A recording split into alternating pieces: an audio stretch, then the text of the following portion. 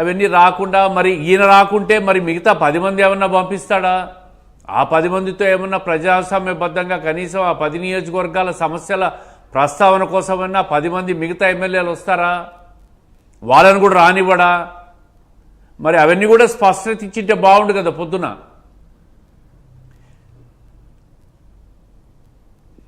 ఒకవైపు సంక్షేమ పథకాలన్నీ మా పథకాలన్నీ ఏమైనాయని మాట్లాడుతున్నాడు పొద్దున. నేను ఒకటి అడుగుతా ఉండా, 2014 నుంచి 19 మధ్య తెలుగుదేశం అధికారంలో ఉన్నప్పుడు తెచ్చిన సంక్షేమ కార్యక్రమాలన్నీ ఈయన అధికారంలోకి రాగానే మొత్తం రద్దు చేసేసాడు. ఆ రోజు ప్రజలు అడిగారు చంద్రన్న బీమా ఇట్లాంటివి ఎందుకు తీసేశారు అని. నేను అవన్నీ చెప్పలేదు. ఆ స్కీములు నా ఎన్నికల్లో ప్రణాళికలో అవి లేవు. చంద్రబాబు నాయుడు గారి స్కీములు నేనెందుకు అమలు చేస్తాను, నాకు సంబంధం లేదు, నేను చెప్పినట్టే చేస్తా అన్నాడు. మరి ఈరోజు ఆయన స్కీములు మేము చేయాలనా? మా సూపర్ 6 మేము చెప్పాం ప్రజలకు. మా సూపర్ 6ని మేము అమలు చేస్తాం, స్పష్టంగా అమలు చేస్తాం. దశల వారీగా ఆర్థిక పరిస్థితి నువ్వు చేసిన అప్పుల నుంచి బయటపడేదానికే నానా యాగైపోయింది. ప్రతి స్కీము కూడా దశల వారీగా 600 అయినా తల తాకట్టు పెట్టైనా అమలు చేస్తామని చెప్పి ముఖ్యమంత్రి గారు చెప్తున్నారు. మిగతా స్కీములు కూడా ఈరోజు క్యాబినెట్ మీటింగ్లో షెడ్యూల్ కూడా ఇచ్చేసినాడు. ఏమీ అమలు చేయలేదంట. 7 నెలలకే ఎన్నికలు వచ్చేస్తాయంట, ప్రజలు దించేస్తారంట, చంద్రబాబు నాయుడు ఇంటికి పోతాడంట, ఈయన కుర్చీ ఎక్కుతాడంట. 30 ఏళ్ళు ఇక్కడి నుంచి 2.0 నుంచి 30 years అంట. ఏం మాట్లాడాలా? ఆయనలో ఏమైనా ప్రతిపక్ష నాయకుడు ఆ హోదా అర్హత ప్రజలు లేకపోయి మాట్లాడే అర్హత ఉందా అని అడుగుతున్నా. ఇంత ఘోరమైన ఓటమి, ఇంత అద్భుతమైన మెజారిటీ 2019లో వచ్చిన నాయకుడికి ఇంత ఘోరమైన ఓటమి దేశంలో ఎక్కడన్నా వచ్చిందా?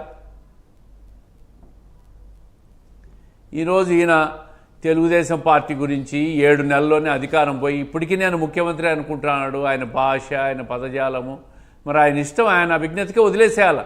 ప్రజలు మాత్రం అన్ని గమనిస్తూ ఉంటారు. ప్రజలు అందరికంటే పెద్ద మానసిక వైద్యులు కాదు, రాజకీయ నాయకులు కూడా సమర్థులు. ప్రజలు మీకంటే చిన్నవాడో లేకపోతే ఇంచుమించు ఉండొచ్చు, అది వేరు. నాకేమనిపిస్తుంది అంటే 2-3 ఏళ్ళు చిన్నోళ్ళే. మీరే చిన్ననా? ఆయనే చిన్న. ఏముంది, 2-3 ఏళ్ళు అంటే పెద్ద డిఫరెన్స్ కాదులే. అయితే ఏంటంటే అసలు రాజకీయాల్లో ఇలాంటి లక్షణాలు ఉంటాయండి. రాజకీయాల్లో చాలా జాగ్రత్తగా నోరు అదుపులో పెట్టుకోవడము, మైండ్ పనిచేయాలి, నోరు కంట్రోల్లో ఉండాలి కదా.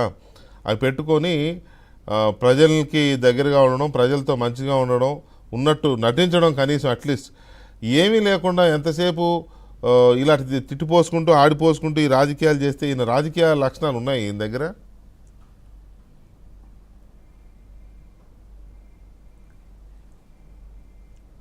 ఆయనకి ఏ లక్షణాలు ఉన్నాయేమో కానీ ప్రజలకు అబద్ధాలు చెప్పి ప్రతిపక్షం మీద అధికార పక్షం మీద బురద వేసి విష ప్రచారం చేసి మళ్ళీ అధికారంలోకి రావాలని చెప్పి తీవ్ర ప్రయత్నం చేస్తూ ఉన్నాడు.